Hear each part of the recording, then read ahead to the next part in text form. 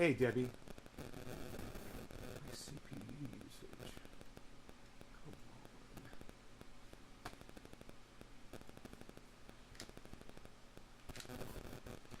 Hey, Nick, what's up? How are you, bro? Thank you for writing that letter to that girl on TikTok.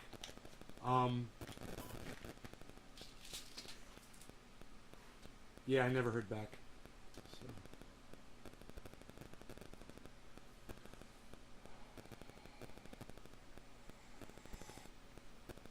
She was fiery though, huh? That girl was amazing. You guys know who Rose McGowan is? Who can tell me who Rose McGowan is?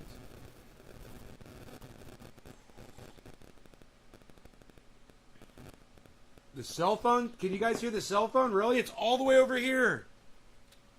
How about now? Is that better? God damn. I guess when it's in front of the computer, man, the monitors, I guess, block it. Is that better? Thank you.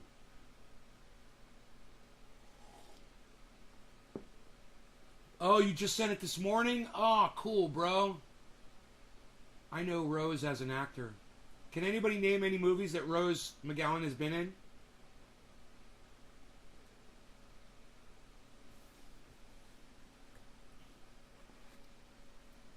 I don't know. Can you name a movie she's been in? Or a role she's played? I mean, her voice sounds familiar, but when I look at her, I don't recognize her. And I have a feeling I've probably seen her in a bunch of movies, but I just don't recognize her from any of them.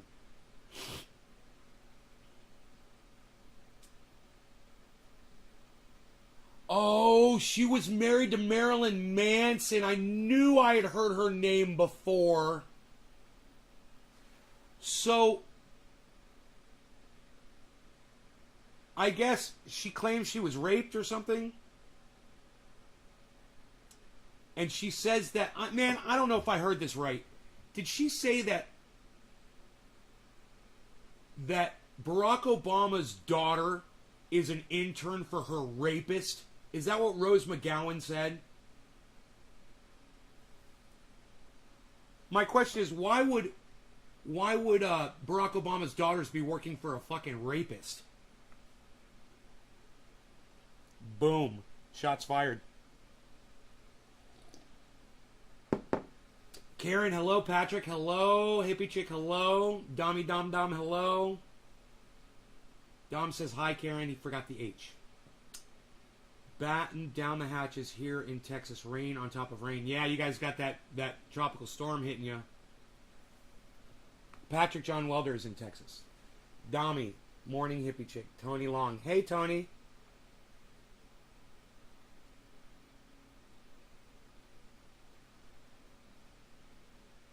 If a woman with the last name of Long married a guy with the last name of Hair and she kept her last name as her middle name, her name would be like Jennifer Long Hair. That would be fucking awesome.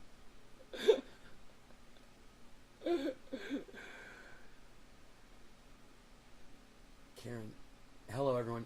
Dommy, Dom, Karen, Dom, Karen, I am well. Okay. Let's start some stories here. Let's start with the most boring one, the Larry Elder one. I don't like to discuss California local politics here. They don't apply to anybody that watches the show except for me, really, right? So I know it's a little boring, but Larry Elder is Donald Trump handed a let's just say a machine gun, fully automatic, blindfolded, right? That's Larry Elder, man. Larry Elder is Donald Trump blindfolded holding a machine gun. He makes Donald Trump look like a fucking angel. This guy is so bad. And he's a black man that says there's no systemic racism in the United States of America. Need I say more? I mean, I know most of the Republicans out there don't believe that there's systemic racism in America. Oh, but you know deep down that you're a fucking racist yourself, so shut up. Shut the fuck up. I'd beat you fucking in your face right now if I could. You know you're a fucking racist. Of course it's systemic racism in this country. And for a leader to try to get your vote based on that, that's way more than a red flag. That's a flag that's been dipped in the blood of the ignorant. And it's just dripping all over the place. Well, Beeza. I love that beast in the morning. Beeza. Hey, Beez. You got your food? You want some more food here? How about some oil on that food? We'll put a little oil. We'll put a little oil. What are you bitching about, Harley? You got your food. Don't even try to come over here and act like you don't have what you need. Everything that you need at your disposal. What? Oh, you did eat all your food. Wow, you're smarter than a human. Look at you. Harley's like, no, I ate it all. It's gone. Give me more now, and I want another flavor, too. Mix it up, bitch. Harley's all like, mix it up, bitch. Let's get that food mixed up, bitch.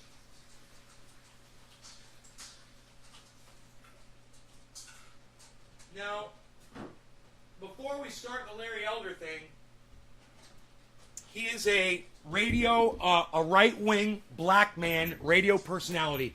Those of you guys who want to know who Larry Elder is, look no further than Jesse Lee Peterson on YouTube. You guys know who Jesse Lee Peterson is, right?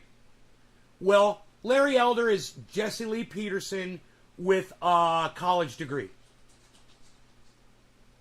that wants your vote to be president and wants to eventually become president of the United States. And is a black man that says there's no systemic racism in this country, which is a fucking blatant lie that Republicans love to spin that yarn. Hey, Billy. Patrick. Why are you putting your child in school, Patrick?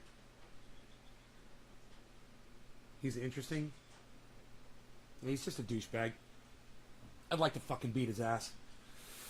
I'd like to have a fucking cage match with Jesse Lee Peterson. Just me and him. Oh, I would fucking beat him so bad. God, I would love it too. You know? And every time I hit him, I'd say, amazing. Pow! Amazing. Pow! Amazing. Pow! Amazing. Kick him in his balls. Amazing. Fucking rip his ear off his face. Amazing.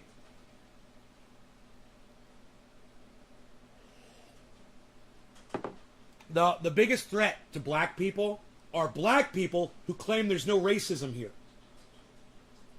Okay? Jesse Lee Peterson, Larry Elder. You give someone like that a platform, and you create a whole lot of confused morons out there that are willing to cast their vote for these idiots.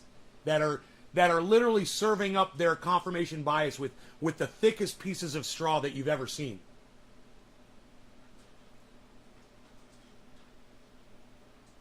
Yeah, pow, amazing, beta, pow, what'd you call me?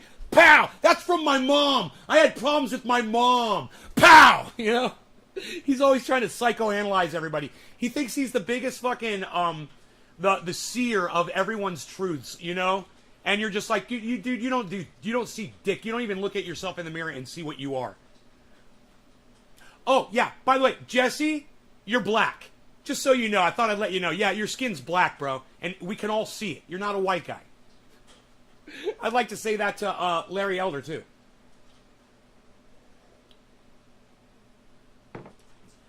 I'm not here to bash every black person on the internet, Josh.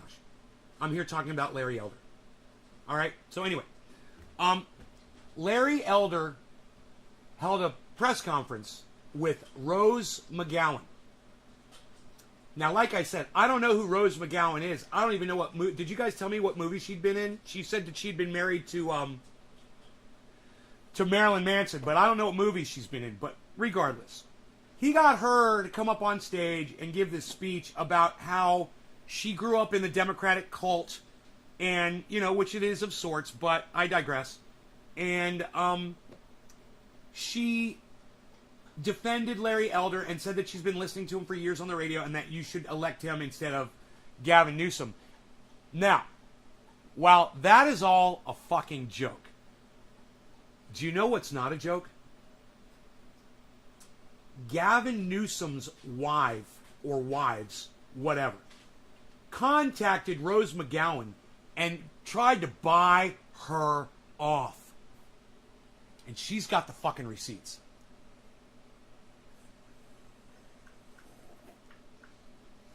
So as much as I fucking hate Larry Elder, and I would love to fucking punch him in his fucking face, his ignorant fucking fat fucking face. At the same time, I just want you to know how ugly politics is. And I want you to know that Gavin Newsom sent his wife to buy off Rose McGowan. What can we do to make this story go away? So I could play you the video, but I can see that just me talking about this for 5 minutes, I literally lost like half of my audience. So to all the people who left because I was talking about it, let me just tell this. You're all a bunch of fucking cunts and go fuck yourselves.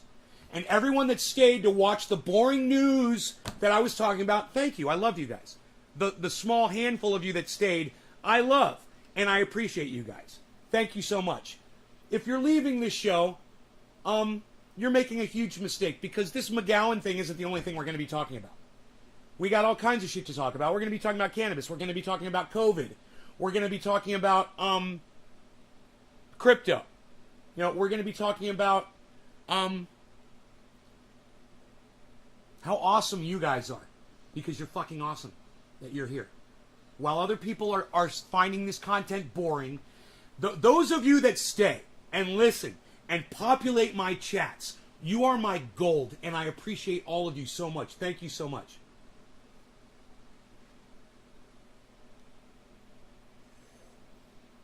Rose was in Scream and Jawbreaker. Okay, I saw Scream, and I don't remember her in Scream. I guess she just got hacked up, huh?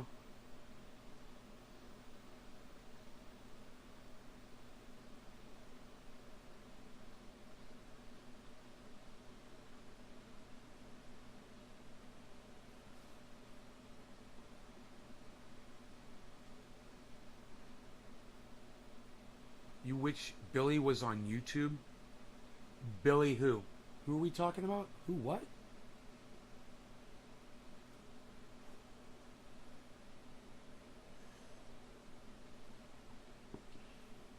You talking about Billy Valentine? Billy is on YouTube.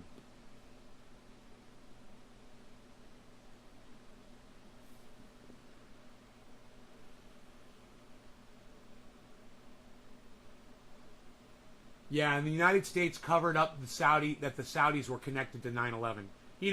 Because billions of dollars flow into Saudi Arabia worth of weaponry. So we can't say, well, they actually funded the 9/11 attacks, because then that cuts off the gravy train to all of the fucking the politicians that are and all the corporations that are invested in war. Make sense? We don't have to talk about that. But let's talk about Larry Elder, okay?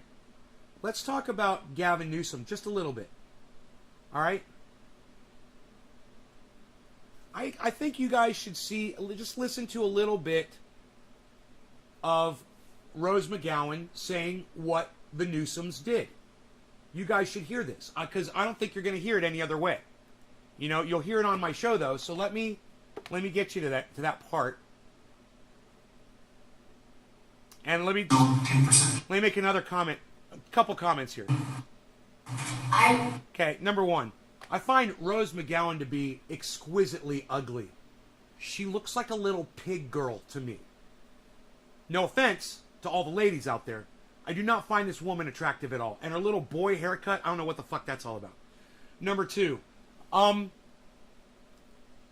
Larry Elder was so still standing there listening to her that I swear to fuck I was watching on my cell phone. I swear to fuck I thought he was a cardboard cutout, and I thought they just had it there on stage while she was talking. It was hilarious. And it looked like he wasn't even looking at her. It looked like he was looking past her, like at the wall. Because he's standing behind her, and it looks like he's looking at the, he would be basically looking at the back of her head, the way his head is angled. I don't know. You guys look at this and tell me what you think. let me play some of this audio for you. The audio, and the other thing is the audio is really bad, so I'll try to equalize it for you. Travel the world, and I've had so many people say to me, Americans are the most uneducated. Not wrong, but they are wrong in this. It's undereducated. It's systematic, and it's done to you all on purpose. To keep you part of a complicity machine that benefits few. This is not a country or a state for everyone. This is a country for the few. This is a country for people like hair gel and hums. Okay, that's the reality. And I really wish I had better news. It gives me no pleasure to be the bearer of like truth, which is sometimes ugly. But do you want a society that has gangrene on its leg, but puts on a fancy suit and pretends it's not there while they hobble in pain? Or do you want to just stop, look at reality, take your medicine, clean up the wound, and run? Run free. Why not change? Why not go big? Why not put a stake in the heart of evil? Because that's what this really is. I mean, why would you wear a haircut that makes you look ugly? She's acting. Oh my god, dude, you ruined my whole show. Surrounded by Keith, you just fucking took all the air out of my tires, dude. Oh my god, I fucking hate you. Surrounded by Keith, I fucking hate you. And I love you.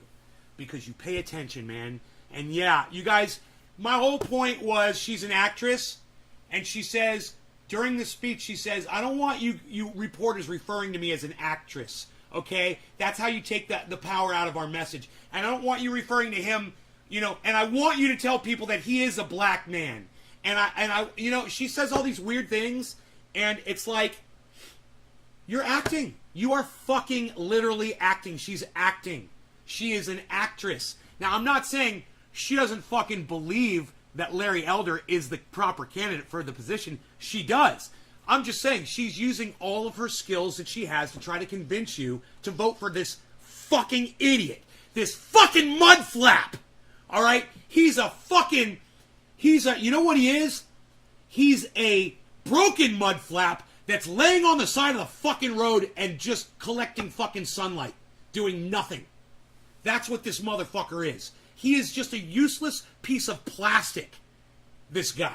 He is, once you hear him speak, look, I'm gonna blow the whole goddamn show right now. Are you ready?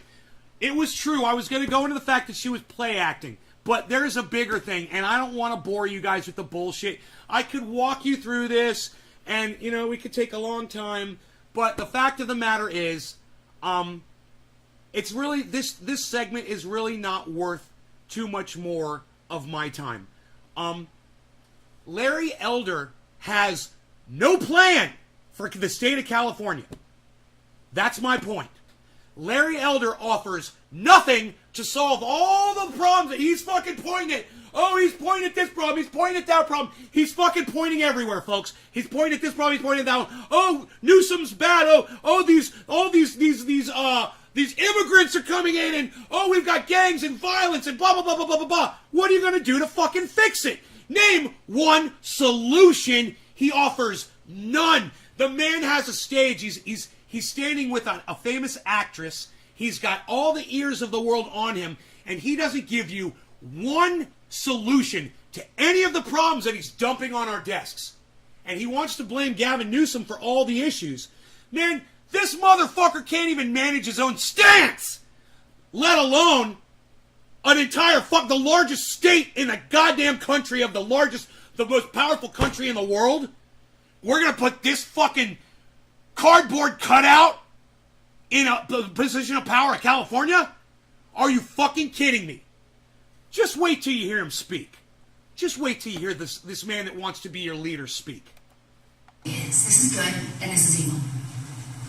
And if you're tired of people looking at this country like it's the Florida of the world, which it is, looked upon that way, because, you know, it's earned it in a lot of ways. It sounded like she said, like it's the Florida of the world. I swear to fuck it sounded like she said the Florida of the world. It's hard to hear with this shitty fucking audio. But let me try to play that back. Is she say the floor of the world? Why not put a stake in the heart of evil? Because that's what this really is. This is good and this is evil. Put a stake in the heart of evil. How play acting is that? It's like, was she in like one of those vampire shows? Put a stake in the heart of evil. Are you fucking kidding me, you little fucking play-acting cunt bitch? Get the fuck out of here with your bullshit. Fucking Rose McGowan. What a dumb cunt. And if you're tired of people looking at this country like it's the Florida of the world, which it is, looked upon that way, because, you know, it's the floor of the world? I have no idea what she's saying there. Hippie chick. Okay, I don't know what you're talking about. Couldn't she change out of her Chanel robe, or is she posing as a Star Wars politician? Right? Great fucking choice of wardrobe for the play acting. She must have gone to wardrobe right before the goddamn show started, right? And what the fuck is up with her goddamn Buster Poindexter hairstyle? Dude, I swear to fuck. I mean, no offense, but she looks like a guy in prison who's trying to take it up the butt. That's all I'm saying. In a lot of ways. I know this place has it in it to be better. She's trying to turn California into the next fucking Florida by putting this motherfucker in. You think that Ron DeSantis is bad? Let me tell you something about Ron DeSantis. All right? He might be a douchebag, and all of his policies might be completely wrong, but he knows how to get shit done, and he knows how to fucking work. This motherfucker doesn't know anything about leadership at all. You put this motherfucker in the state of California, and you think California's shitty now? Oh, fucking A, bro. Dude, California would turn into, like she said, the next fucking Florida or Texas. And I'd move back to Florida if this motherfucker became the governor and started making changes. Because I'm already looking to try to get over there. You know, this motherfucker became the governor here, I'd be like, fuck you. Fuck you, man. Oh my God. Fuck that state. God damn. But, not worth my vote. And I'll tell you why. You're like, well, Nay, you're saying all these bad things about this guy. Don't you want to fight? Don't you want to fight? Don't you want to fight? Wait till you hear what Gavin Newsom did. Okay, just wait. I know it does. I've met so many good people in this country. Not the elites. Absolutely not. I'd like to speed it up a But little the bit. person I meet, that's the housekeeper at the hotel I'm staying at. Who shouldn't even have that title because she's a queen of women. And then we have the Jennifer Siegel Newsoms of the world. Why? Why do you keep choosing them? Why do you keep electing them? Don't listen to their buzzwords. Cult leaders, which is what these people are. I would know. I grew up in one, like I said.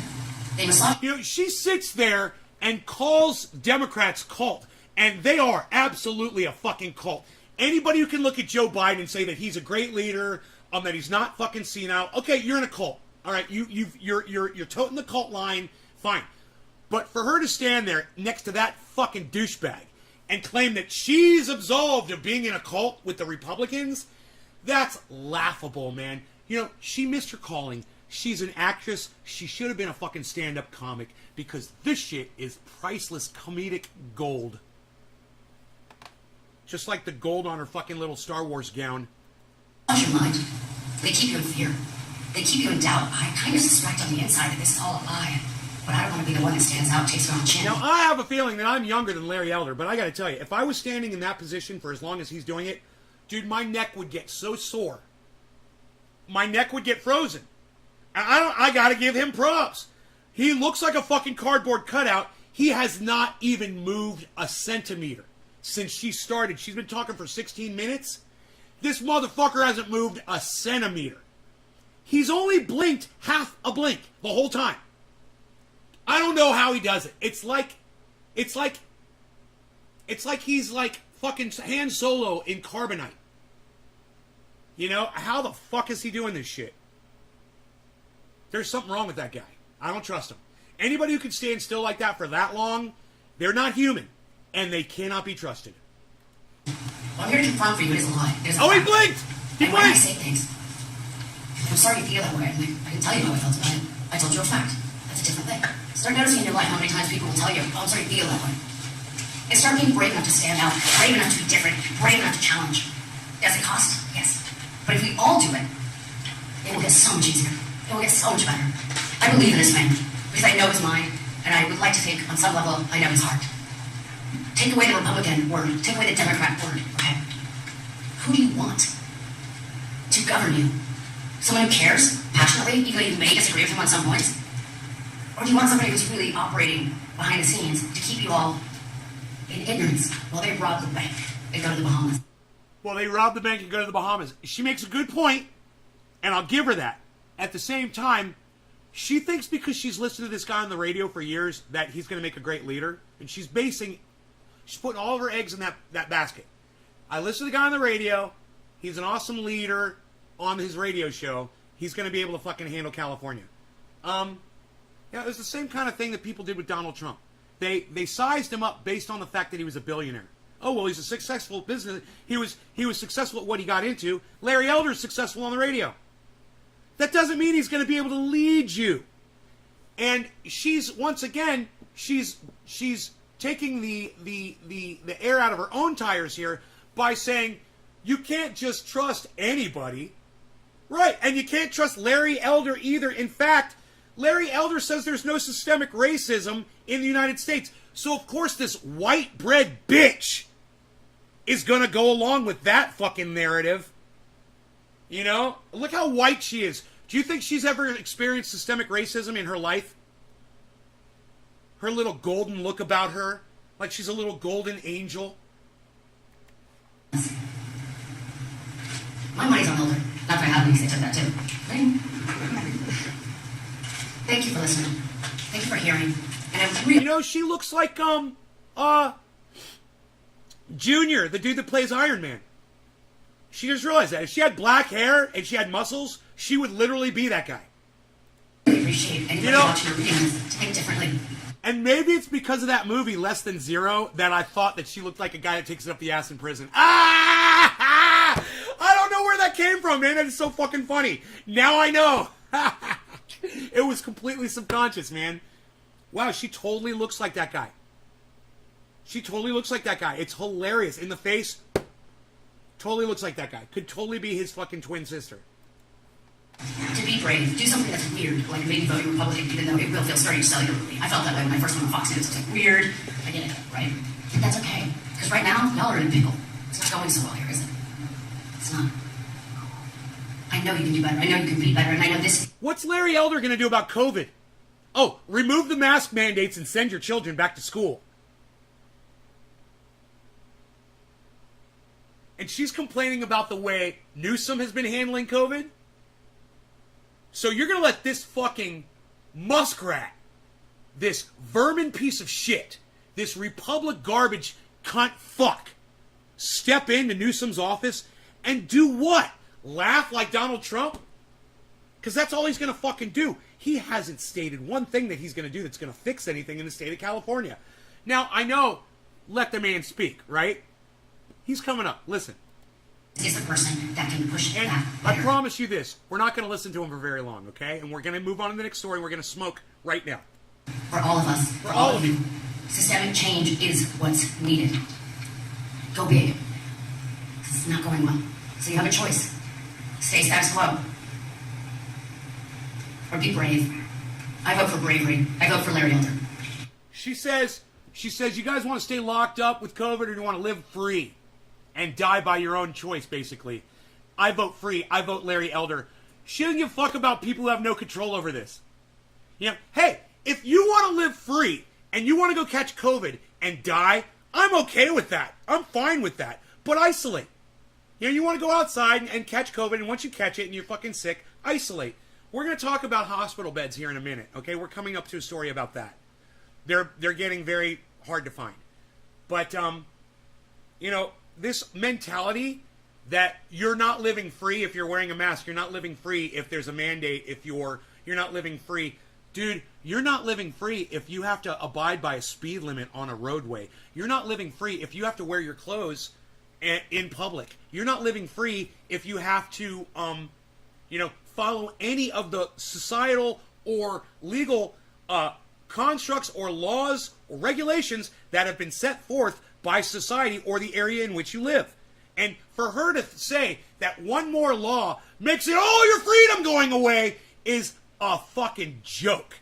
Dude, I don't necessarily want to drive 55 miles an hour on a highway where I could be doing 120. But I do, and I follow those laws because you know what? Somebody's kid might fucking kick a soccer ball from their backyard. It might go out on the highway, and they might get run over by me. So I don't mind following laws and regulations. Not because of me. I'm in a hurry. I gotta go pee somewhere, man. I gotta go take a piss. I'm in a hurry, man. But I gotta go a little slower, and I gotta suffer a little bit so that I don't risk some little kid getting run over. And I don't mind. I gotta wear a mask so I don't risk some little kid or an elderly person catching COVID and dying. This fucking cunt bitch whose parents are cunts, whose children, if she ever has children, they're fucking cunts too, whose entire bloodline is all cunts, okay? And they should all fucking be extinct. This fucking cunt doesn't give a fuck about you, your family, your children, or your fucking freedom, actually. Because what good is freedom if we're all dead? That's why we wear our seatbelts. That's why we take medicine. That's why you take fucking, I wish I was free from this headache. Go take a goddamn Advil. Oh, I wish I was free from this headache. I'll just sit around and have a headache all day. Go take the fucking Advil. But Big Pharma! Well, I can't help you then. You're only as effective as your own hypocrisy will allow.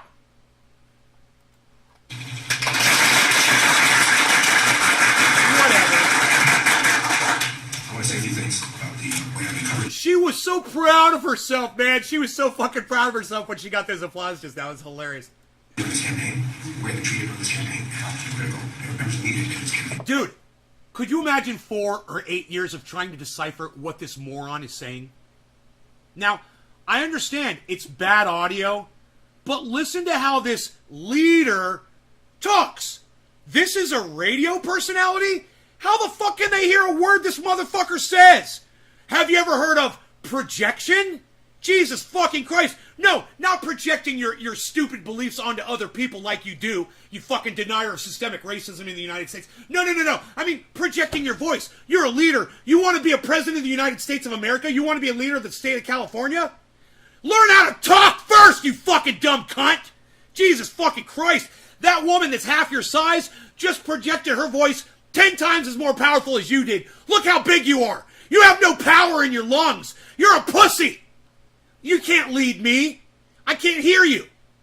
If I can't hear you, you don't get to fucking lead me. I can't hear the commands that you're barking at me. Yeah, how's a radio personality not even be able to fucking speak so you can hear him? It's unbelievable. But let's listen to the mumbler. Maybe he's into mumble rap. Snoop Dogg wouldn't like that, would he? Fuck no. Snoop Dogg's like, you hear these fucking mumble raps? I already did this on my show years ago.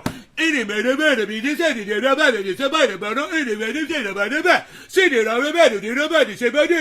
was like, oh my God, Snoop Dogg, dude, I did that too. I did it years ago. Snoop Dogg did it on a fucking podcast a couple days ago. He's like, what? You can't even understand what these guys are saying. Teddy May saying, they all do the same thing. I'm like, oh my God. Snoop Dogg copied me, man. Mumble rappers, you fucking idiots. Take your fucking diapers out your mouth. Fucking kids. This is Gavin. Roosevelt book called Brave. There's another woman in this group who's very, very brave. Her name's former state senator Gloria Rivera. She's a Democrat. She's still a Democrat. She can renounce the party.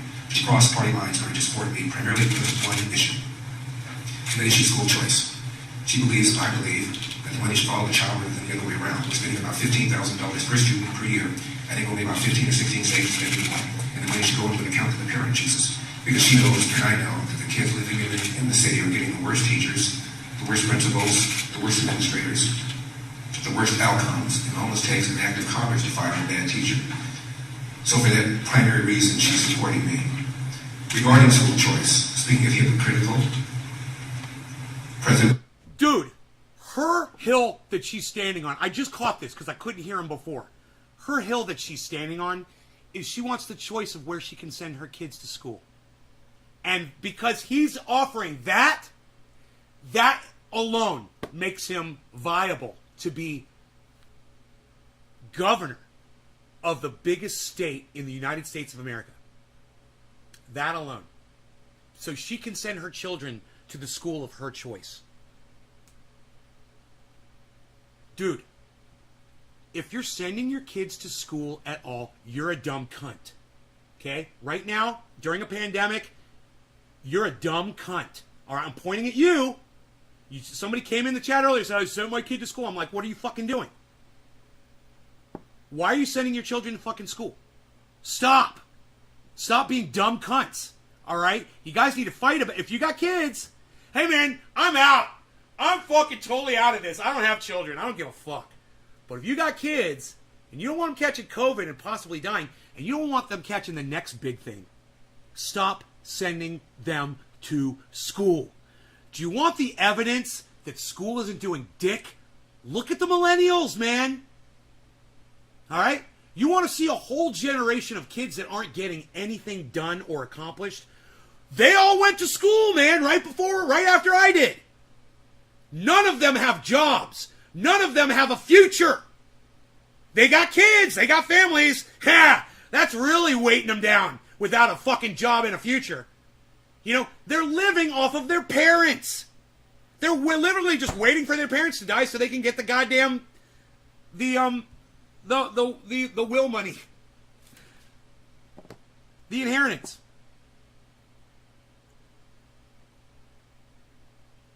And look, it's not y'all's fault, man. It's not y'all's fault. And I want you to know that. I'm not coming down on you because of that. This is the society we're in now, man. It's basically deconstructing itself right before our eyes. And this is just another aspect. Yesterday we were talking about how bad people aren't getting punished. And that's the gears of society slowing down. Today we're talking about how schools aren't educating your children enough so that they can go get a fucking job. Like I said, go ask millennials. What's your goddamn job? What kind of a fucking job? What kind of pay are you making? What's your fucking pay scale? You know?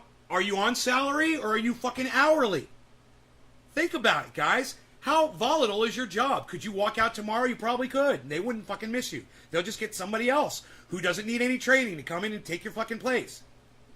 Right? Think about it. Now, some of you guys have specialized jobs and you guys make a lot of money and you know what I'm talking about. I'm not talking about all of you. But there is a lot of you that never did anything. You guys had hopes and dreams and you put everything you had into those hopes and dreams instead of having a backup plan, a job, a source of income, a garden, food. And that is the downfall of us. That is our fault for not educating ourselves and preparing for what we all knew was coming. And you want to fucking sit here and say, I didn't know. Well, you fucking should have been watching my goddamn show. And you should have bitched at YouTube when they were fucking subverting my goddamn show. How many of you have ever sent a letter to fucking YouTube and told them to stop fucking hiding the goddamn truth from you? So, you know, you're not looking for the truth and you don't want the fucking truth. You don't care about the truth. And if you're going to go ahead after hearing these words and you're going to send your children back into a school that's not going to end up doing anything to them except risk them catching fucking COVID or, like I said, the next big virus that could be deadlier, and it might be your child that discovers what that virus is at the school that you decide to send them to. Your children are going to come out of there with absolutely nothing to show for it. So what good was it? Teach them how to plant a fucking garden. Teach them how to cook for themselves. Teach them how to fucking get food, grow food, and eat. So that they can live without depending on other shit. And when you pull the sugar out of their diets, you'll be surprised. You're not going to be so sick. You're not even going to need fucking Medicare for all anymore, man, when you stop eating sugar. The only reason we need Medicare for all is because all the sugar consumption. Guaranteed, man. Hospital beds would be available all over the place if there was no sugar consumption in this fucking country. And I'm not saying, hey, cut it all off, whatever. I'm fucking eating some sugar right now. I'm saying that when you cut it back, it makes you healthier, and it saves everybody money. It saves the system. It saves everything. But look, man, go ahead. Put the sugar in your kids. Put your kids in the fucking school. Let them come back. Let them bring you the COVID so you can die, and then your children won't have fucking parents.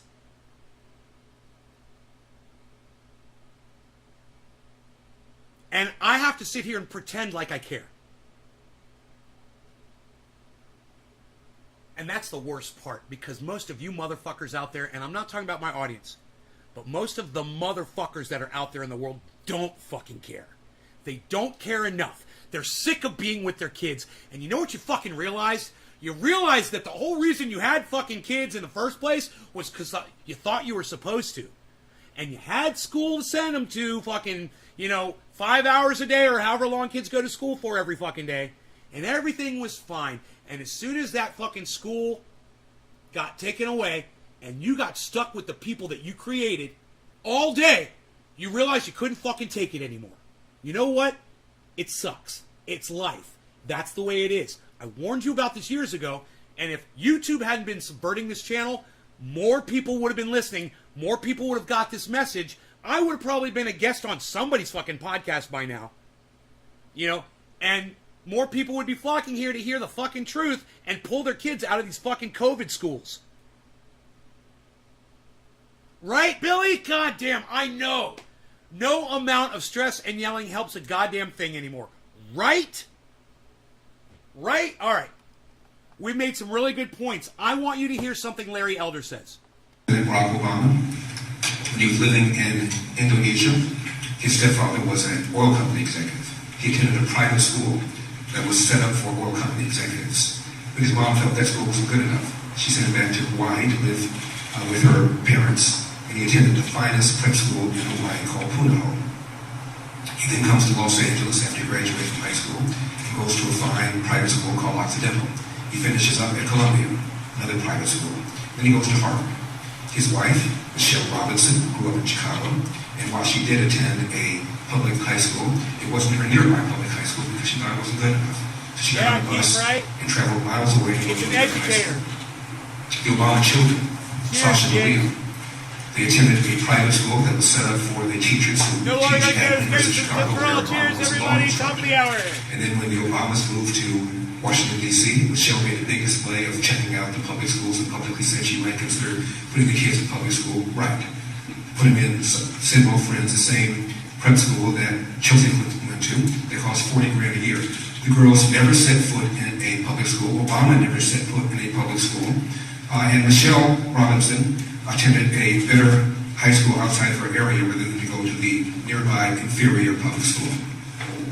Then when Obama became president, he shut down the D.C. Opportunity Scholarship Program that was set up by George W. Bush that gave vouchers to kids 12 through K. It was reauthorized under President Trump.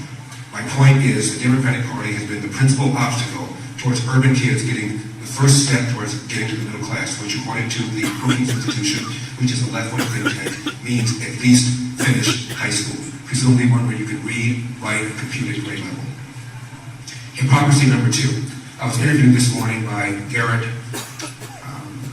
Major Garrett, who's now with CBS.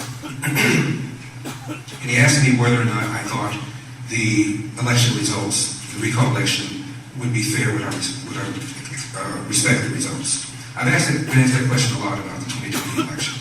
And I said to Major, just once, I'd like somebody to ask my opponent, Gavin Newsom, does he respect the 2016 election? Because Hillary, for 4 years, referred to that election as having been stolen. Her word, not mine. She doesn't. I want everyone to tell me who this man reminds you of. Not physically, but when you listen to his narrative, who talks just like him about the exact same thing? All the time, never fucking shuts up. Oh, the election was stolen, the election was stolen, the election was stolen, the election was stolen. Who does he sound like? Who does he sound like? Who does he sound like? Who the fuck does he sound like? Who the fuck does he sound like? Who the fuck does he sound like? Who the fuck does he sound like? Who the fuck does he sound like? Thank you, hippie chick. Jesus fucking Christ. Yeah, Donald Trump, right? Look. Remember when Donald Trump told California that he wasn't going to send fire assistance because they didn't vote for him? I do. Imagine this motherfucker becoming president of the United States. He's still talking about the 2016 election, guys. Last I checked, it was 2021. This motherfucker is talking about the 2016 election. That it was it was fair, but that Hillary Clinton complained about it for 4 fucking years. to say it once or twice or 3 times. She said it constantly. For the entire 4 years of the last administration, she referred to it as stolen.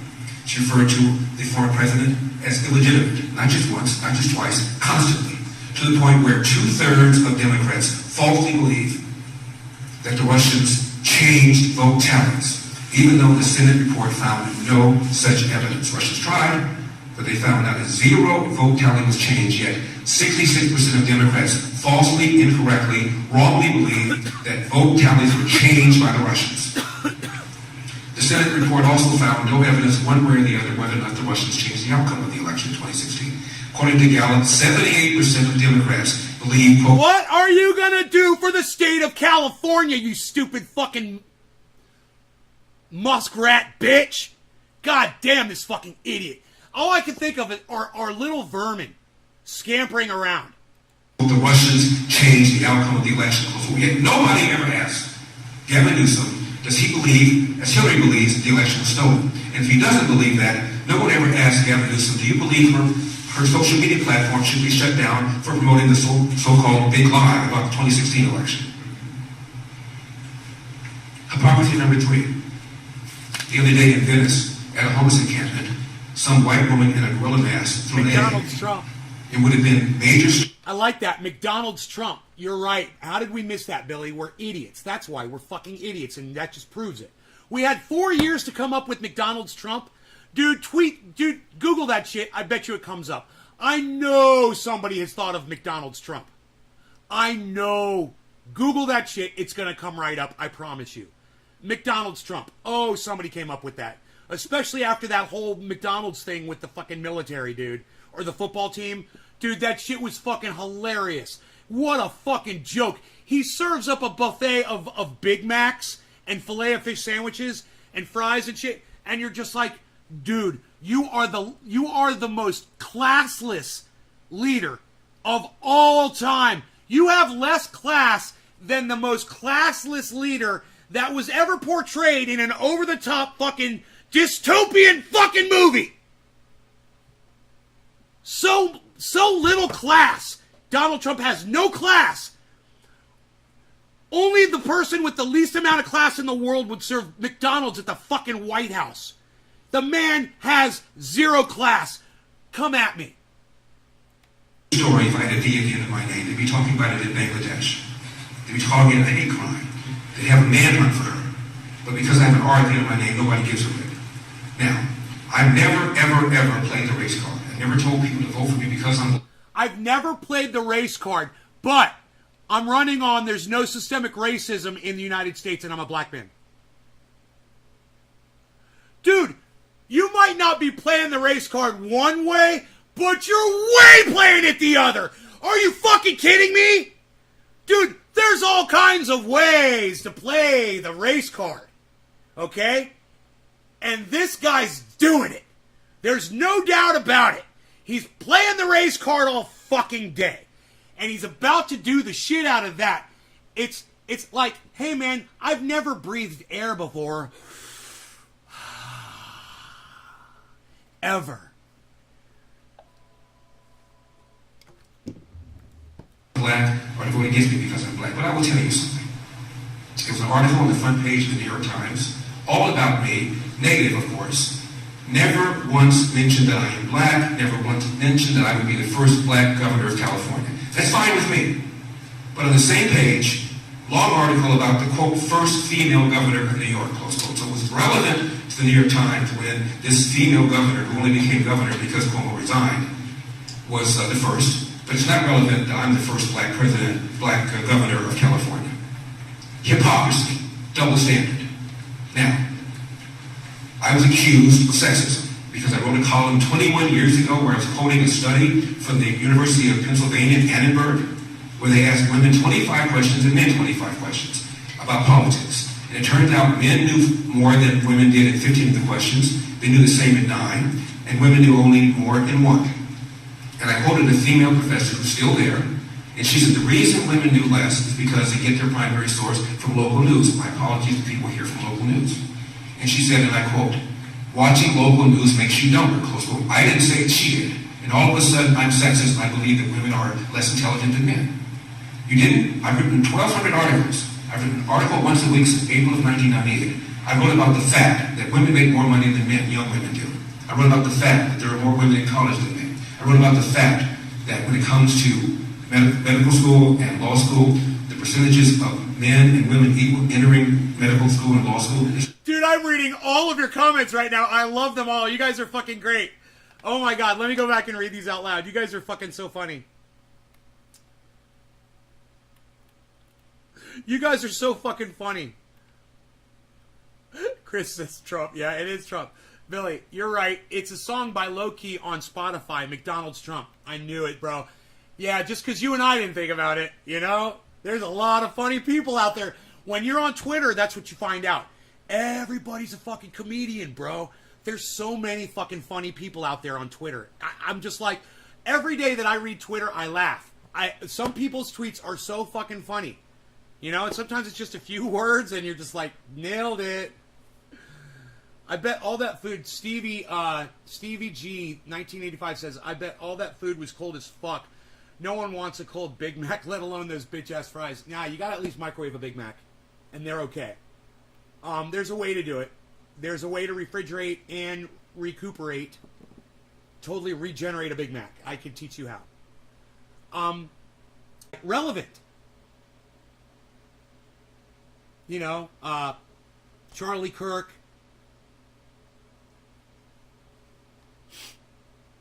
When you guys vote for Donald Trump, you vote for idiots like this. Both of these cunts right here. When you vote for someone like Donald Trump, this is what you vote for. My advice. What are you're like, whoa, were you supposed to vote for Biden? No. Not at all. I wouldn't do that either. My advice to all of you is to not vote at all. Ever again. Any election. Ever. Fuck them all. I'm sick of this shit. You should be sick of it too. You should be sick of putting your names on people like this or people like Joe Biden. You should be sick of it. You know, when you voted for Donald Trump, you voted for this. This is California, guys. You know, this isn't fucking Alabama.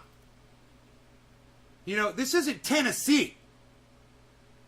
This ain't fucking Georgia, North Carolina, Louisiana, Texas, Florida.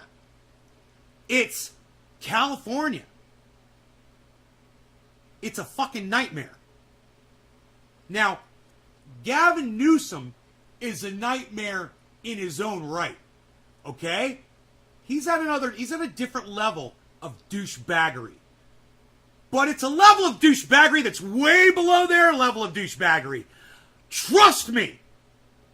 Trust me. Gavin Newsom is evil. These people are psychotic. Don't give psychos power. Just let the sane, greedy fucking people have the power. Okay? And if I was going to tell you the difference between Democrats and Republicans right now, Democrats are greedy, power-hungry,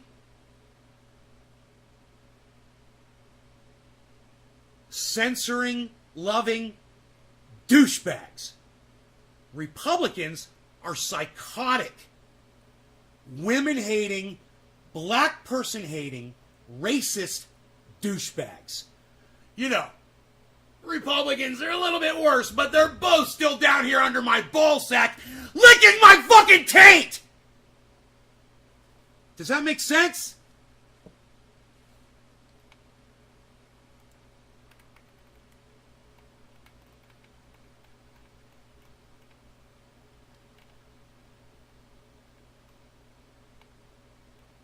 Oh, that's low. Dom.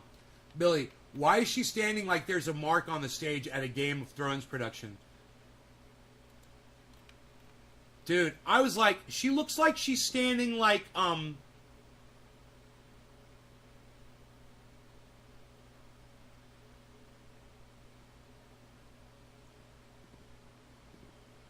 just the smuggest stance of all smugness.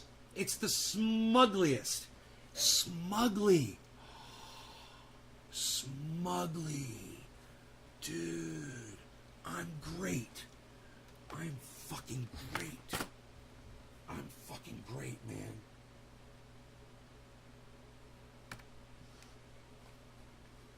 Smugly, dude. She's fucking smugly.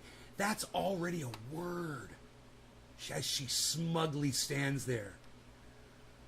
Oh my God. So smug.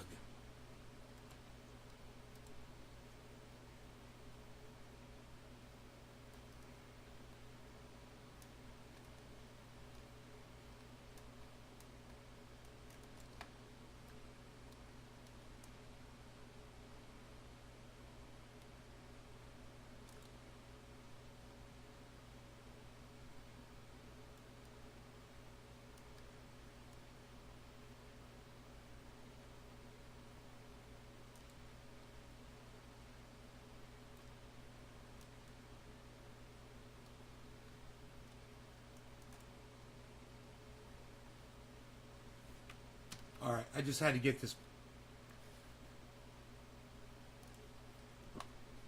All right, save as smugly. Smugly. It's a great word. Why is she standing there like Mark on stage at a Game of Thrones production? Steve running it. He had a boxing match on 9/11. What a dignified piece of shit. He had a boxing match on 9/11.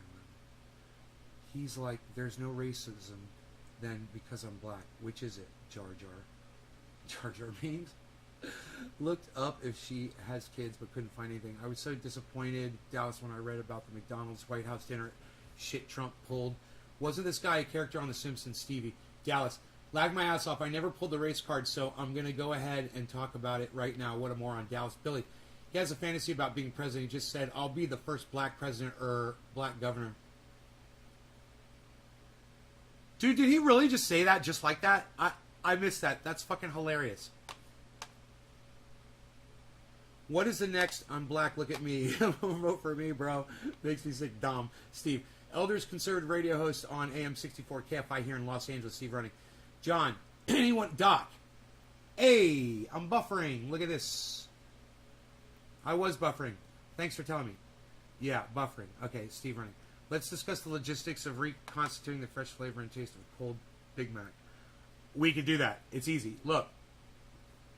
You guys want to have Big Macs or fast food in your refrigerator, and say you're dieting like me, and you want to get it in your refrigerator so you can eat over a little bit of time, or you want to have a cheat, you know, but you don't want to run to a fast food store, you know, whatever. So this is what you can do, and this is what I do. You go get whatever you want at McDonald's, put it in a and you can do this. You can absolutely do this at McDonald's, okay? If you go through the drive-thru, bring a Glad Ziploc, like a 2-gallon with you, right?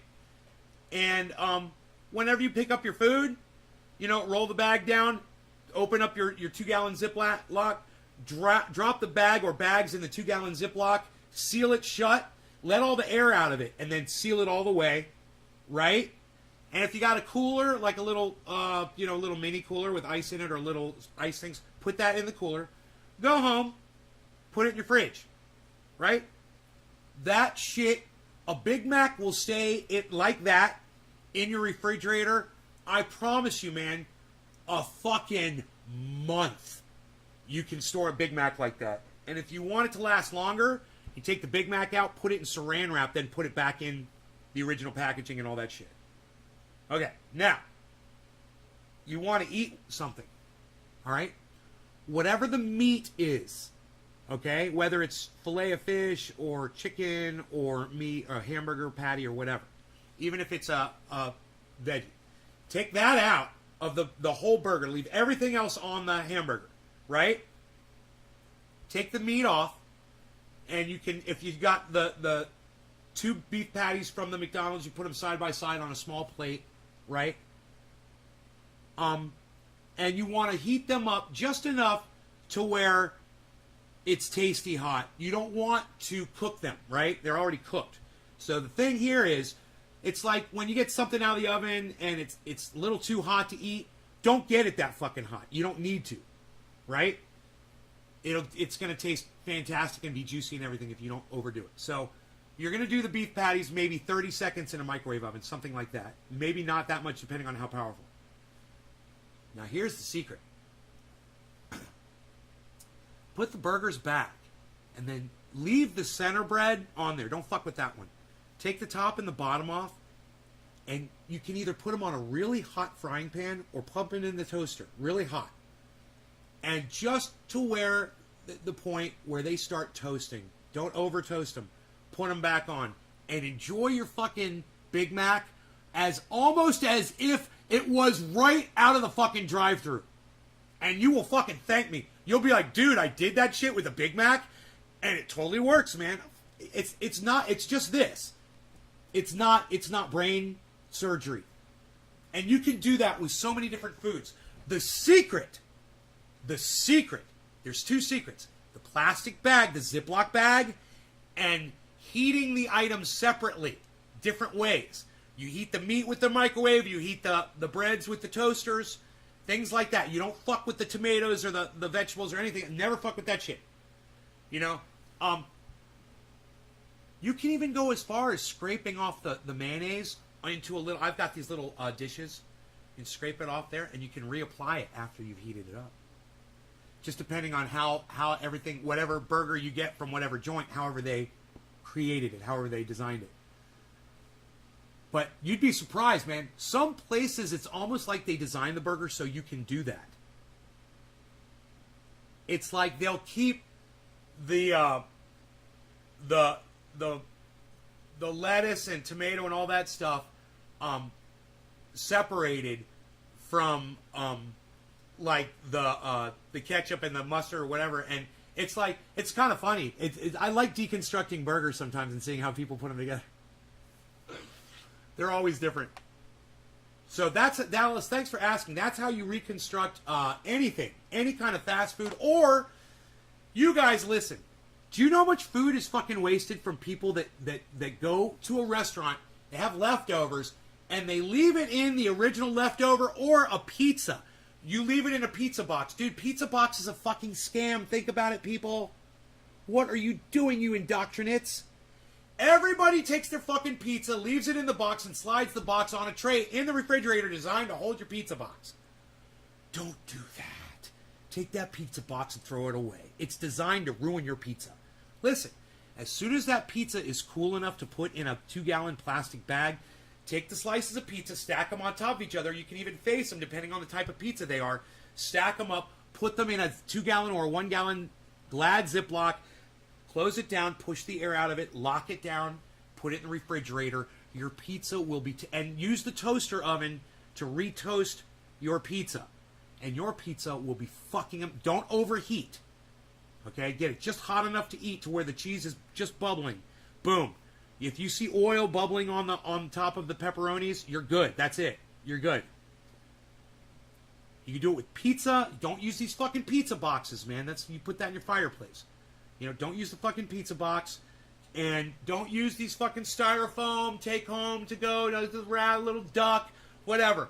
Tin foil, yeah. If a place puts something in tin foil, you can use the tin foil. That'll keep your stuff for a real long time. It works really good, as long as it's sealed properly. The thing is, air is the enemy. So the plastic bag, you keep that air out, man. It slows down the process of bacteria landing on and infecting your food immensely. But it'll still happen over time. There's bacteria all over your food when you're eating it. So even in a completely vacuum sealed, closed environment, your food is going to start growing cool shit on it after a right amount of time.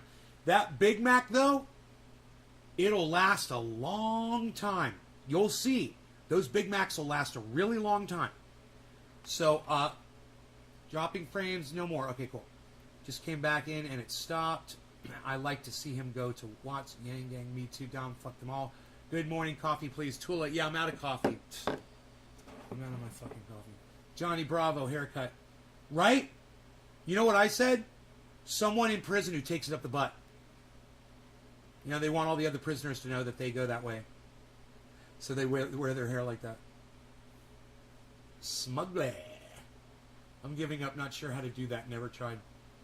Nice, awesome, smugly look. It's a great word, smugly.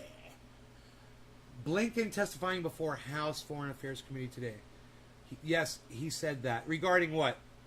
John A. Right, Doc. Hippie, A. Doc. Doc, no air in the bag is important. Right, says a chef. My friend the chef, Doc Hollandaise. Exactly. Genius.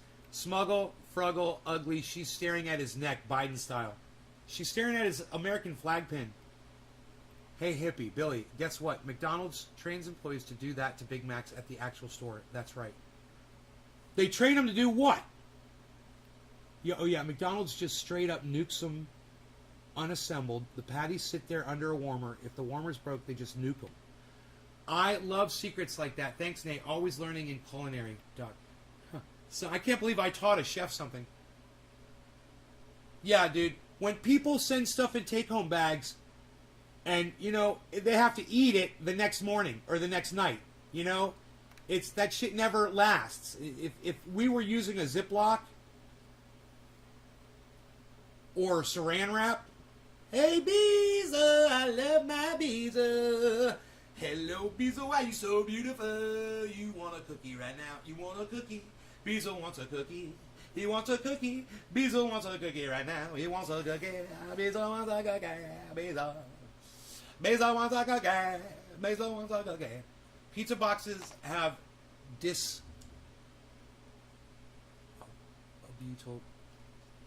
butyrylate, which is harmful to your nuts and ovaries. So true. Share this video. Josh, hey guys, just joined back while I'm working. All right, let's go back to Larry, and I'm going to grab Rogie some cookies. It's now the same. No one mentioned that. But you find some article I wrote where I was quoting somebody else, and now all of a sudden I am a sexist pig. Someone made a false allegation against me. I denied it. You've heard the allegation that Rose just made about Gavin Newsom's wife. She made the allegation, 3 days ago? Where's the Washington Post? That's a good question. What's the article about me? Okay. Now, this is where, when you disagree with someone, you can find points with them that you agree on. I'd never vote for this dumb cunt. But he's right. Again, this is the second time I think he said something that was right. So I'll give him this point. Where's the coverage about this? And where are the Newsoms defending this statement? This should be all over the goddamn news. Now, I don't want Newsom to lose this position to this guy. I don't. I'm not willing to fucking vote for him, though. I'm not going to participate in their fucking stupid election. But, you know, how do I feel? Well, I like a woman to have a right to choose. I live in the state of California, and I love it here. I love that it's a very democratic state. I live in an area where I live around a lot of Republicans. You know, when you live in a rural area, you're basically surrounded by Trump supporters. That's just the way it is.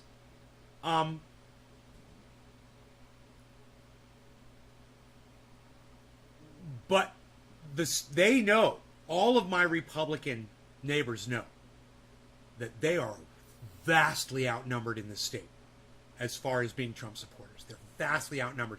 And while I might just be a shining little star, you know, in a fucking galaxy out here of Trump supporters, as soon as you get outside my fucking county, you get to Sacramento, you get to concentrated San Francisco, go down to Los Angeles, San Diego. Oh, bro. You know, the numbers don't lie. California is blue. This is a fucking joke. You know, this is a fucking joke right here. One of the reasons I'm covering it is because this is a fucking joke. But what he just said, not a joke. Not a joke at all. Very serious. And the fact is, the Newsoms are corrupt. This fucking proves it. Where the fuck is the news coverage on this shit? Why am I the guy, the crazy guy on the hill smoking cannabis? Why am I the guy that's exposing it for you? You know, and I do believe this came from Forbes magazine. I do believe this video is a Forbes magazine video. wrote the article about me. Where's CNN? Where's Politico? Where are you? If this had been made about me, my girlfriend standing over there, if someone had said my significant other contacted on behalf of Attorney Boyce, who's Harvey Weinstein's lawyer, and called Rose McGowan and said, what can we do to make you go away? What can we do to make this happy? That's all you guys will be talking about between now and the end of my campaign. This is a double standard to which I've been subjected to my entire time, and I'm sick of it. And you ought to be sick of it. Where's your integrity? Where's your fairness? Now, what Rose said about Gavin Newsom's wife is a bombshell. This is a man who, the other day, because he was trying to do a counterpoint to these, women are smarter than men. Women are more... Josh, what I recommend you do is you clone those branches, all right? Cut them off at the base, right? If they're a foot long or foot and a half long, whatever. Cut them off at the base. Take the go like this with your hand, bro. And get 6 inches. Go like just go to the very top of the plant. This is what I do. I go like that. I figure this is about 6 inches. And I cut each one of my clones at an angle right there. And I dip them and I pop them in my cloner. Yeah, I would totally take those branches off the bottom. If you don't think they're going to do anything. You know, you're not in sunlight? Are you indoors? You know, if you're in direct sunlight, you're getting sunlight all day. Even I know somebody like Oak Tree, even he cuts the bottoms off of his plants. I knew a grower. I still know her. And she leaves every branch on the plant. She doesn't touch them. And man, her bottom branches were buds all the way. I'm telling you. She usually only grew Blue Dream. Ugh. That was her main thing. But Blue Dream grows like that. And she would leave all the branches on, man. But she was out. She had full sunlight, man. She had a great grow. They're better politicians. They're better. Where is he? Where are you? His wife contacts Rose and says, what can we do to make you happy? What can we do to make this story go away? Right before the Harvey Weinstein story blew up. That's all you guys would be talking about if the allegation were made about me or my significant other.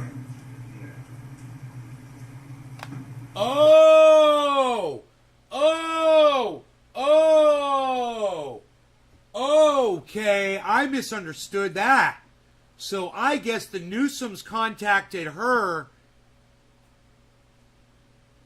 back then and tried to make that story go away. Dude, were the Newsoms trying to cover for Harvey Weinstein? This is fucking gigantic. This needs to be all over the fucking news. Is that what this is about? Is Harvey Weinstein the guy that raped her?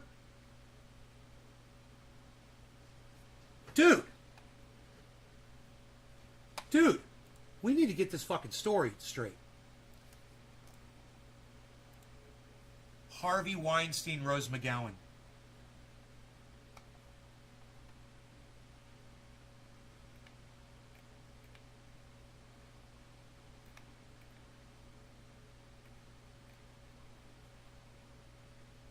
$2019, bro. 2019. Hey. Holy shit. Dude, this is real. This is real, guys.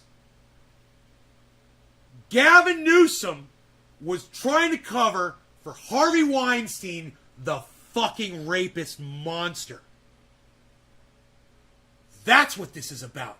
This is even bigger than I imagined. Whoa.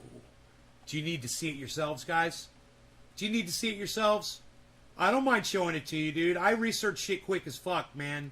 It doesn't take me long to Google something, and it shouldn't take you long to Google it either. Boom shakalaka.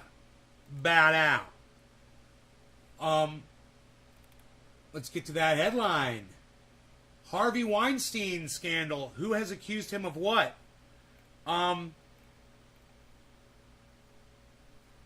Selma Hayek, Rose McGowan, and Gwyneth Paltrow are among dozens of women who have come forward with allegations ranging from rape, sexual harassment by movie mogul Harvey Weinstein. You guys, this was back in January of 2018. 19. She's got the emails from the fucking Newsoms trying to get her to drop her fucking allegations of fucking sexual assault. Gavin Newsom is a fucking monster and a piece of shit. Understand, these people are too. But isn't it a tangled web to fucking just learn about, guys? This was worth going through, wasn't it? This is fucking psychotic. Any questions? I'm making some more coffee. The questions are great. Listen. Questions, if you could raise your hand if you have a question. Questions from Rose and questions for me. Sure. Steve Gregory, KFI AM 640, local news. And by the way, she said 640, she would have said it 90 KD. Oh, shit. No, I know, and that's why That's all right. I wondered that myself, but I'll take the credit. I like that Larry Elder has a sense of humor and that he was able to make a crowd laugh. I like that. That is a likable characteristic about Larry Elder. Like I said, I hate this motherfucker. But I don't mind pointing out realities to you all. Thanks for You know, that. and especially when you're running for office, it's important. Likability is important, you know?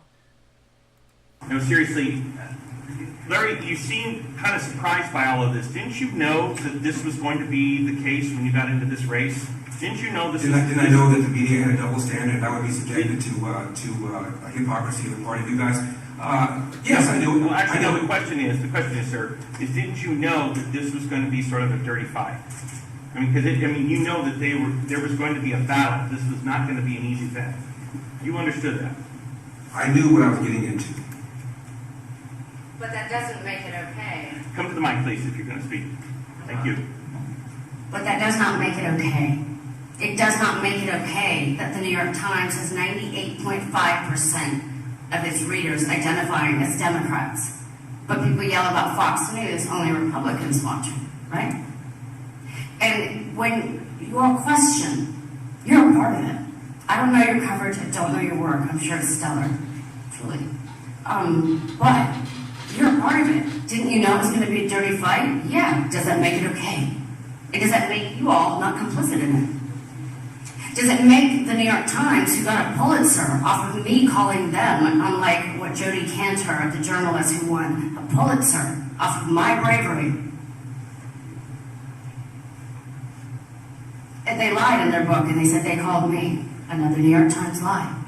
And they have blanket silenced me since I supported Tara Reid against Joe Biden. But they care. But they care. And every feminist organization in this country is in on it. Every big one now. Ultraviolet, like all of them, certainly Time's Up. Wow. She's calling I knew my fight was going to be ugly. Does that make it okay? And does that not make every single person asking that question and yet not commenting or contextualizing things correctly okay? No, it does not, sir. Well, Our next question comes from David Weigel. I'd like to say one other thing too. What I find kind of amazing about this race, Rose, virtually nobody has defended Gavin Newsom's record on almost anything. We have Barack Obama having a commercial for him. Okay. Bernie Sanders. Once again, he's making an excellent point. At the same time, what are you going to do for the state of California? He's got nothing because the state of California is a blue state.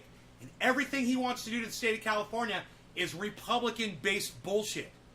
So he's all he can do is attack Newsom, but he makes a good point. It's a great point, man. Newsom is corrupt as fuck. This proves it. She coming out in public proves it. She's got the emails from the guy's wife or his ex-wife that is begging her to change the story about, I guess, Harvey Weinstein. I want to go back because she talks about it and we can go back and listen to it. Like I said, the audio was hard. I was taking a shower. It was hard to hear what was being said, you know. The House is cutting a commercial for him. Senator Warren cuts a commercial for him. And nobody utters the following words. Gavin Newsom has done a fine job for the people of California. Crime is up. Homelessness is up. People are leaving California for the first time in the history of the state. We're 170 years old. This has never happened before.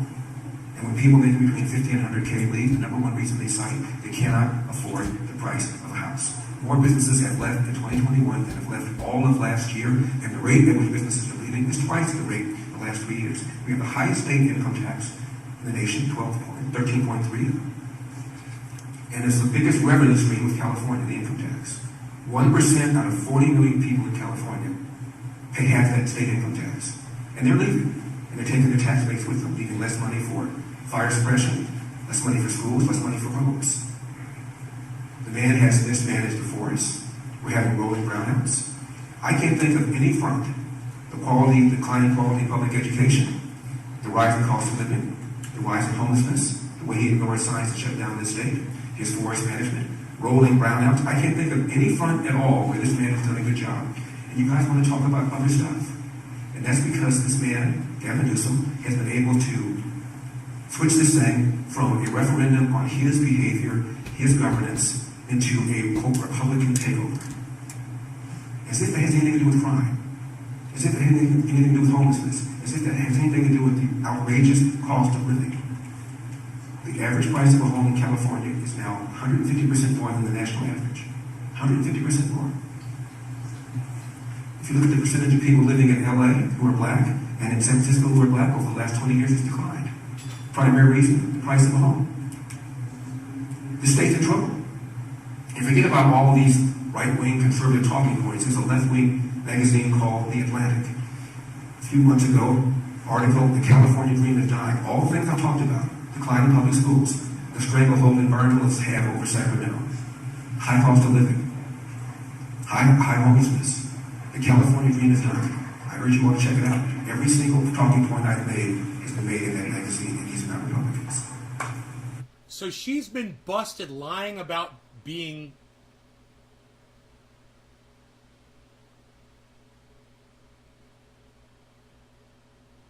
Okay, lying about someone else molesting someone. Okay. But it wasn't her. I gotcha. So she's not an honest, trustworthy person either.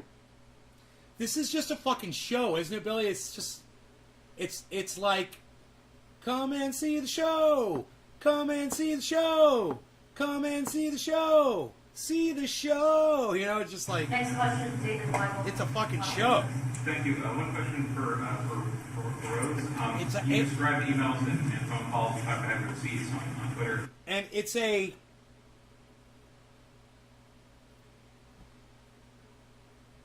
It's a fucking joke, man. All of these people, they're all corrupt. They're all bad. And they're all in it for themselves. You know? Are you willing to produce, show the email to the press? And I have a question for Larry separately.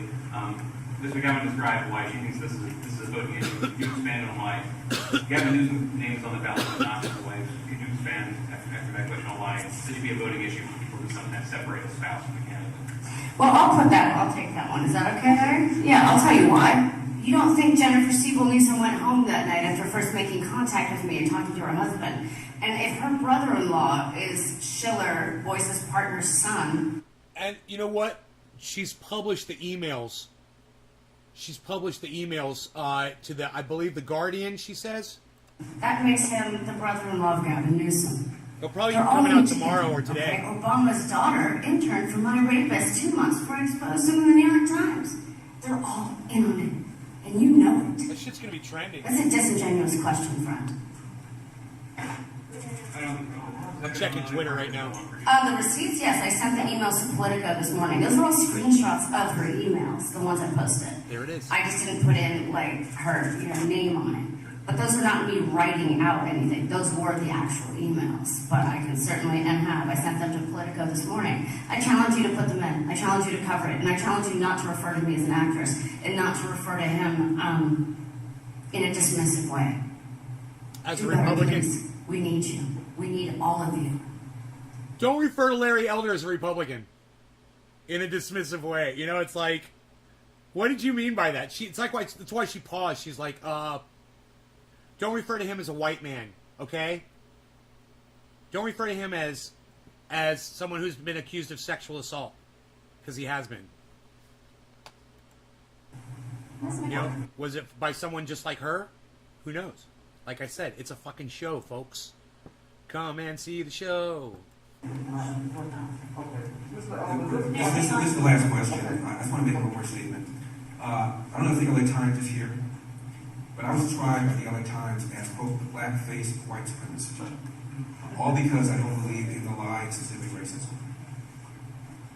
It is a lie. When Barack Obama ran for president in 2007, he was running against Hillary for the nomination of the Democratic side. A Mormon named Mitt Romney was running for the nomination against John McCain on the Republican side. And Gallup tried to find out which one of these four politicians had the biggest hurdle. They asked Americans, would you never vote for a black president? 5% said they would not vote for a black president under these circumstances. 11% said they would not vote for a female. 24% said they would not vote for a woman. 42% said they would not vote for a man who would be as old as John McCain would have been, 72 years old, had he won. So Obama had a smaller hurdle than these people. I don't know if CNN's here. CNN had a study in 1997, 24 years ago. They asked black teenagers and white teenagers about racism. And not too surprisingly, both of them said that racism was a major problem. But then Time and CNN did this, and I'd never seen this done before. They asked a black teenager whether racism was a big problem, a small problem, or no problem in their own daily life. Doc, I just tweeted at you. Black teens called racism in 1997, 24 years ago, either a small problem or no problem in their own daily life. In fact, more black teens and white teens said, and this is verbatim, more black teens and white teens said, failure to take advantage of available opportunities is a bigger problem than racism in the culture. That was before Obama got elected, let alone reelected. Speaking of whom, he gave a speech at the black church in 2007 when he was running. And he's talking about racism. And he said, the Moses generation, referring to the generation of Martin Luther King, has, quote, gotten us 90% of the way there. 90%, which I thought was reasonable. I once saw a poll that said 8% of Americans believe Elvis is still alive. He then said the Joshua generation, referring to his generation, has to get us an additional 10%. First time he's interviewed on 60 Minutes was Steve Croft. And he hadn't yet caught Hillary yet. He's running for the nomination. But he was coming, otherwise they wouldn't have interviewed him. And Steve Croft said, Senator, if you don't get the nomination, will it be because of racism? And Senator Obama said, no. If I don't get the nomination, it will be because I have not articulated a vision that the American people can embrace. Now I'm sitting home watching this, and I said, hallelujah. I don't vote for Democrats because I want lower taxes, lower regulations, strong borders, and strong national security.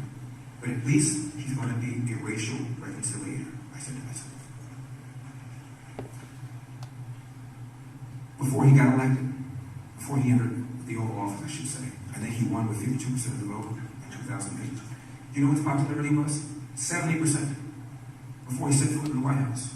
Many people who didn't vote for him said, okay, I don't want to vote for somebody whose tax has been regulated, soft on national security, soft on the borders, but it'll at least bring us together, so I'm going to pull for him. 70% popularity. And what did he do with that? The Cambridge police acted stupidly. No, they didn't. If I had a son who looked like Trayvon, what does that even mean?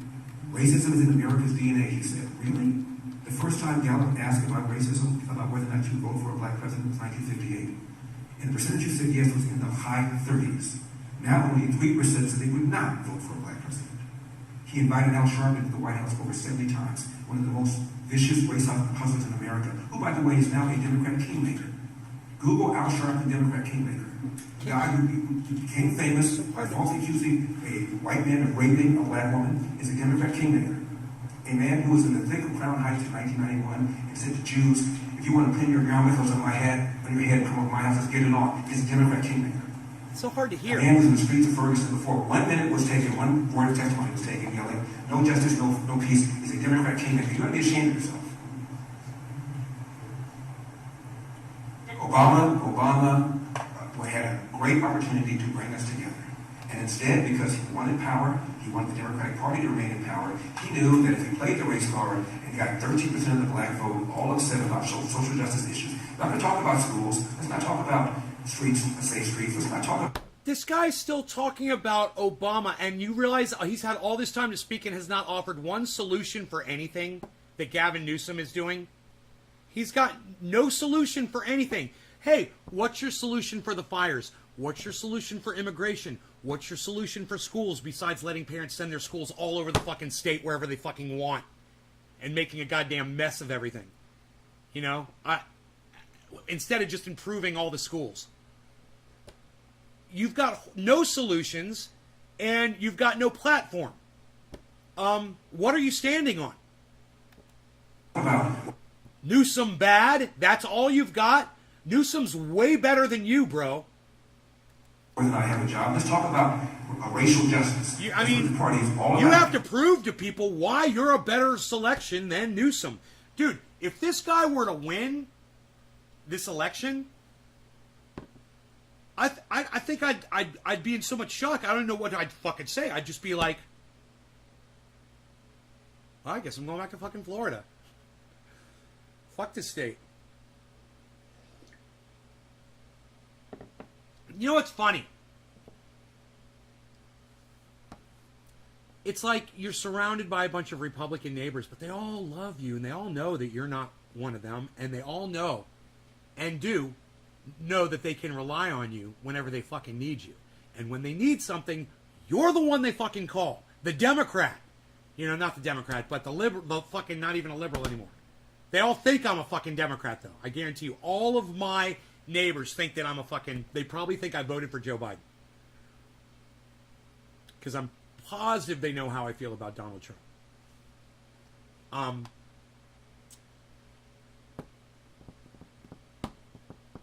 We don't talk politics. We talk, hey, can you do this? Can you do that for me? Can you help me do this? Can you help me do that? Hey, you got any eggs, bro? And he divided this country. I'm going to be united when I become governor. I'm going to use my holy pulpit to unite us. Because we have far more in common than we have apart. That's right.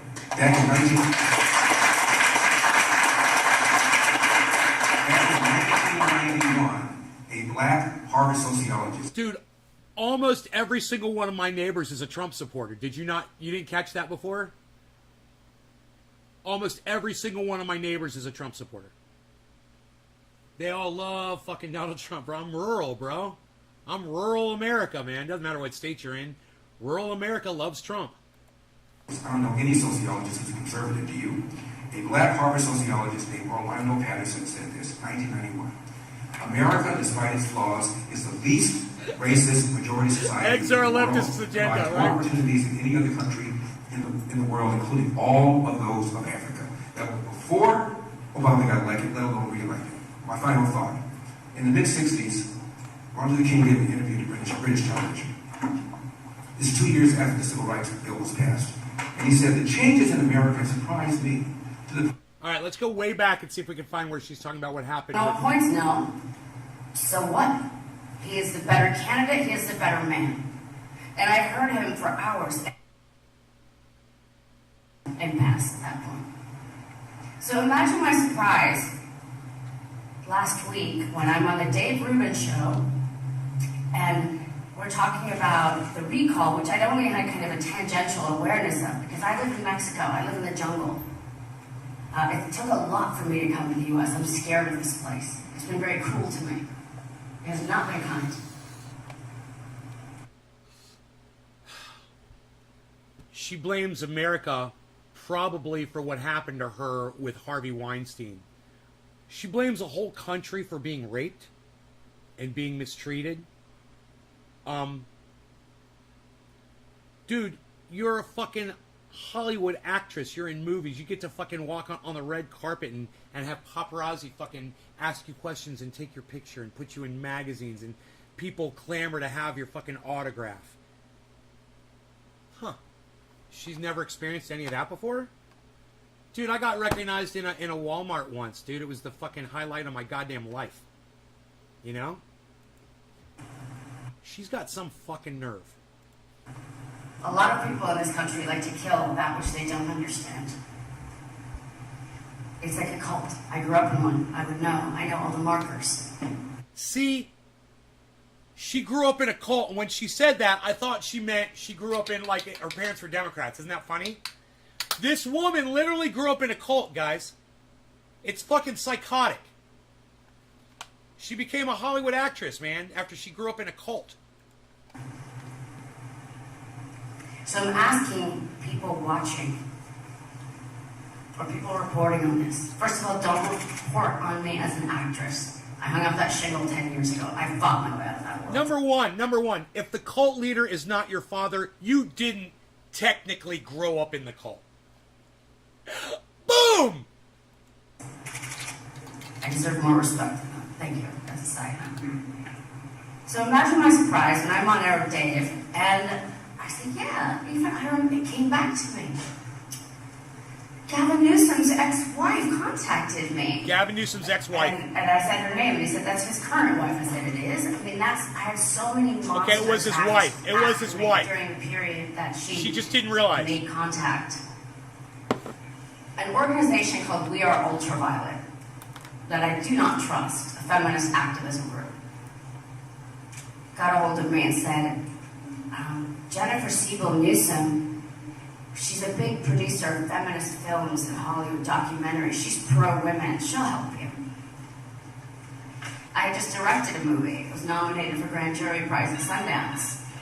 And because of the consistent and total blacklisting that I endured for almost all of my career, as haphazard as it was, after Weinstein assaulted me, I thought maybe someone will help me finally. Maybe somebody will be real. Hey, Chula. Maybe this will be the one. I don't know. She never said it was a sex cult. She just said it was a cult. Are all cults based around sex? They probably are, aren't they? Because I always hope. They haven't taken that away from me. God, they've come close. So after Dave tells me that she's his current wife, on the way home, I go through my emails, and I remembered, I said, yeah, his ex-wife called me and said, what will it take? What can Boyce Schiller do to make you happy? Now, I had no idea who Boyce Schiller was at this point. This is about 4.5 months before the expose that I set up in the New York Times came out.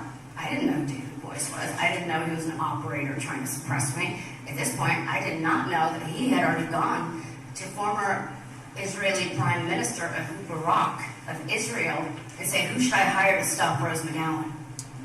I did not know. I could feel the shadow people around me. I found recording devices in my car, in my house. Nude photos hacked and disseminated, courtesy of whom I believe to be Lisa Bloom, another big feminist attorney, another big Democrat.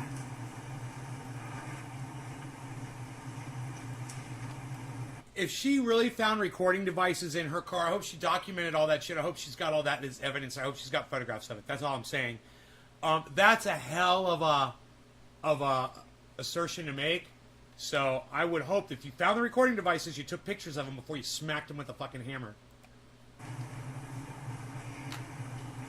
So when I finally got on the phone with Jennifer Siebel Newsom for what I assumed was about movie projects, imagine my surprise when she says, what can Boyce Schiller do to make you happy? And I had no idea who that was. So I just said nothing and hung up on her. That was my last contact with her. And then the expose broke. And I spent years setting this up. Years behind the scenes. Hounded at every turn. So then I go through my emails, and I remembered, upon seeing this long email, where Jennifer Siebel Newsom is inferring that she was a Weinstein rape victim, to get into this private email group of Weinstein rape victims.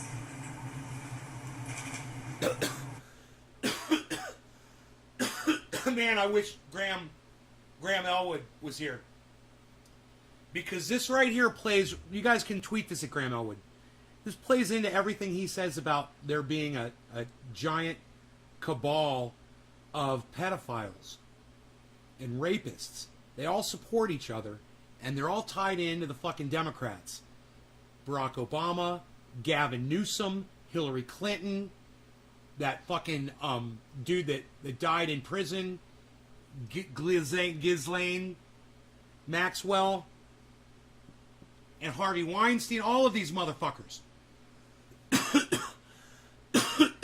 and they were all protecting each other.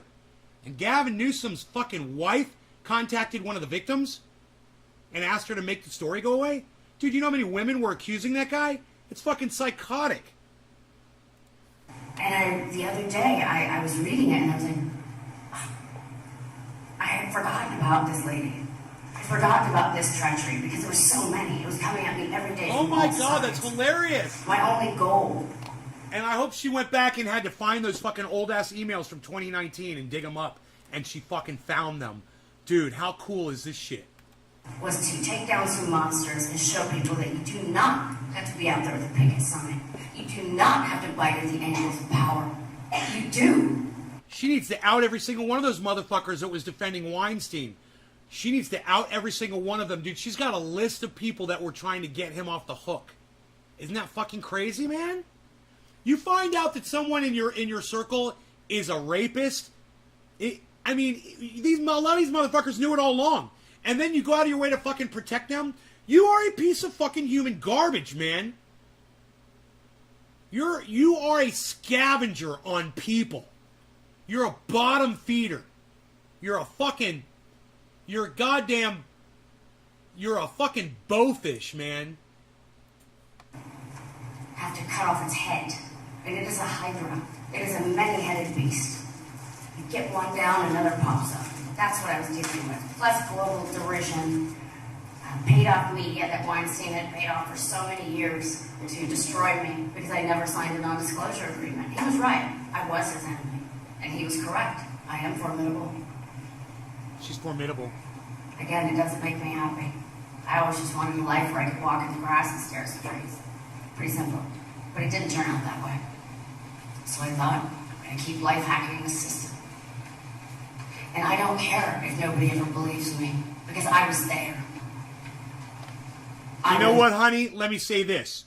If you wanted people to believe you, you should have never filed public charges against somebody else for molestation or rape or whatever the fuck that was, and then had to retract it because you were a fucking liar, you're a defamer, you're a libelist, you're a fucking dumb cunt bitch. Billy, if that shit's true, and now she's crying that people don't want to believe her. Dude, you can't fucking cry wolf even once on this planet. You can't do that shit. And she fucking did it, obviously. The truth. I don't believe in gaslighting. I refuse to be tricked. And every line in this email to the Weinstein victims, talking about me and my paranoia, and the reason I suspect her to be a spy is because of my trauma. She starts it with, please turn off the dings, thank you. She starts it with, I'm writing from the Bahamas. Okay, thanks for being rich. I don't know what you're trying to say. Imagine my surprise as I get deeper and deeper into this that I find out, and it's not on Google, definitely ain't on it by the way, on DuckDuckGo I find out that in fact her brother-in-law is David Boyce's law partner, Schiller's son. So today we look up DuckDuckGo, we put in his name, her brother-in-law. I find out he's arrested for beating his wife. Imagine my surprise. These are your leaders. These are who you vote for. And these are who you're attacking. This man, me. Well, that man behind you has been accused of sexual assault. So don't be so quick to fucking tell everybody to vote for somebody else. When they're all fucking corrupt pieces of shit. And anybody's like, why not change? Why not be better? So as an outsider, someone not from this country changed my name the first day I got here. She strikes me as like a Hillary Clinton narcissist. This woman right here. That's what she strikes me as. Oh, man. I watched a great movie last night, you guys. Unfit on Amazon Prime, I believe. It's called Unfit. Dude, it's riveting. It's put out by that Lincoln Project, I believe. Dude, it's fucking riveting. I I couldn't stop watching it, man. It is really, really good. They really caught Donald Trump in almost, every fucking stupid gaffe and every dumb thing that he ever fucking said that was really, really bad. It's in this fucking movie with fucking expert commentary the whole time. It is just like, they're like, this guy is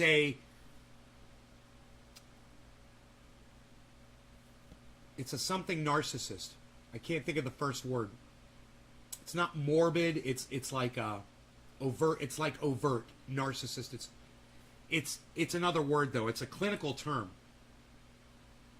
Yeah, unfit.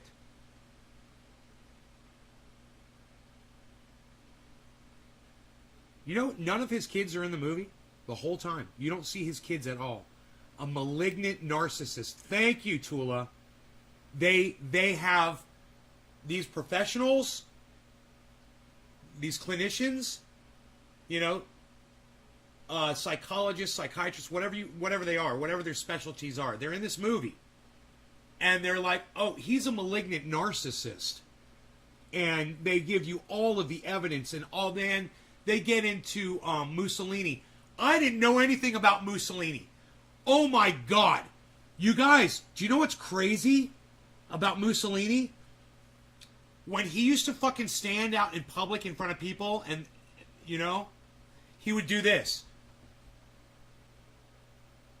He would literally stick his nose up in the air like Donald Trump does. His ex-wife, I can't think of her name, Marla Maples, said that Donald Trump used to read Hitler speeches.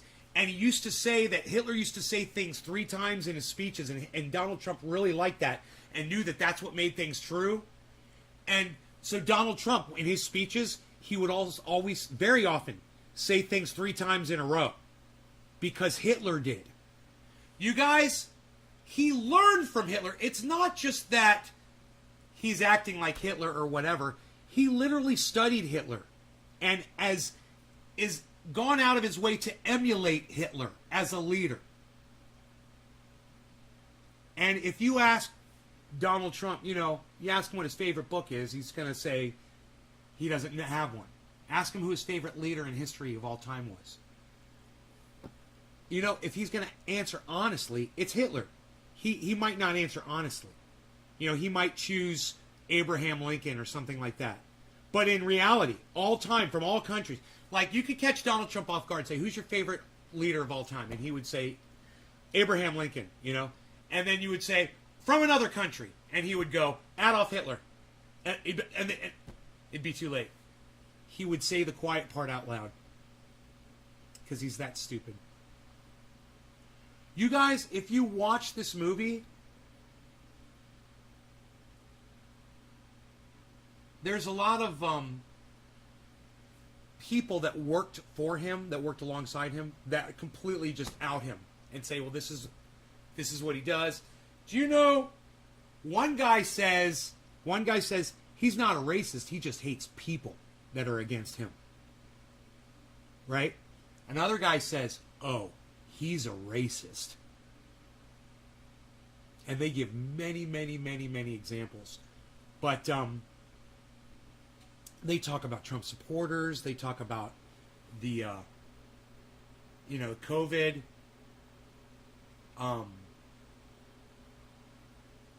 It is an extensive commentary on